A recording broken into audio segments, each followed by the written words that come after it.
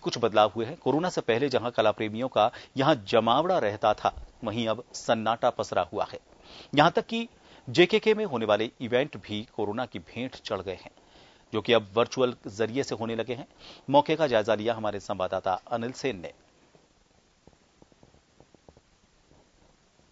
Corona काल के बीच देश की और दुनिया की काफी तस्वीर बदली है।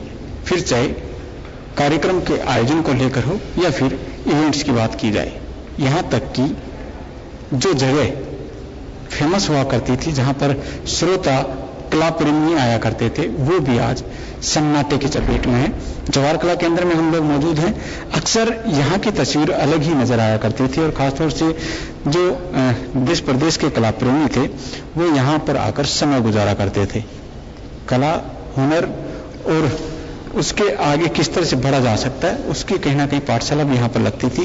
कई तरह के इवेंट भी यहाँ पर आयोजित होते थे। खासतौर से नाटक नुक्कड़ की बात कर ली जाए, रंगकर्मियों की बात कर ली जाए, रंगमंच की बात कर ली जाए, आर्ट फेस्टिवल्स की बात कर ली जाए, तमाम तरह के जो आयोजन थे वो इस जवाहर कला केंद्र के अंदर आयोजित हुआ करते थे।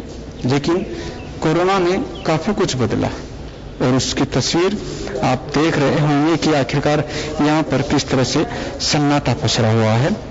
ना तो श्रोता है, ना ही कला प्रेमी यहाँ पर हैं और ना ही कलाकार हैं।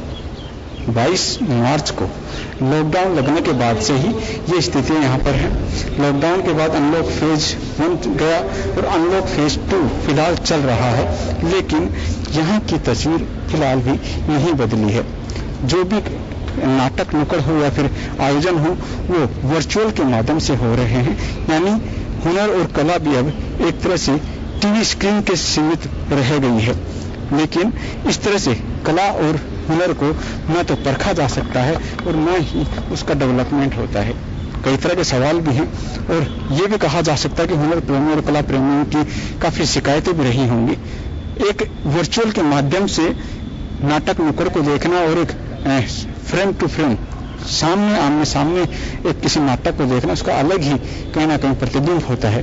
लेकिन कोरोना ने जो तस्वीर बदली है, उसके आगे सब लोग पस्त हैं, किसी की भी नहीं चल रही और यही वजह है कि लोगों को वर्चुअल सिस्टम पर आना पड़ा। अब देखना होगा कि आखिरकार कब तक जो स्थितियां पहले थी वो फिर से बहाल होंगी। फिलहाल अभी तक ये कहा नहीं जा सकता कि कब जाकर वो तस्वीर वापस से लौट पाएगी, क्योंकि कोरोना संक्रमण चल रहा है, लगातार पॉजिटिव पेशेंट आ रहे हैं और आंकड़े भी अगर देखा जाए, राजस्थान हो या पूरे देश के आंकड़े हो, वो भी कहीं ना कहीं बढ़ते हुए देखे जा सकते हैं। तो ऐसे में यही कहा जा सकता है कि फिलहाल कला प्रेमियों को संतोष करना पड़ेगा, कला प्रेमियों को कहीं ना कहीं अपने आप को संतुष्ट करना पड़ेगा उसी स्क्रीन के माध्यम से और उसी वर्चुअल माध्यम से, क्योंकि फिलहाल अभी तक कोरोना संक्रमण है और इसके खात्मे के बाद में ही ये संभव हो सकेगा। जो पहले की तरह जो आयोजन होते थे वो इस जवाहर कला केंद्र, जो कि एक तरह से कलाकार के लिए जगह मानी जाती है, वहां पर आयोजित होंगे।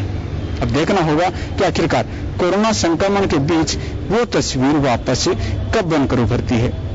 सहयोगी मैं सिसोदिया के साथ अनिल सेन, जन टीवी जयपुर। जन टीवी की लेटेस्ट अपडेट पाने के लिए हमारे चैनल को जरूर सब्सक्राइब करें और नोटिफिकेशन पाने के लिए बेल आइकॉन दबाएं।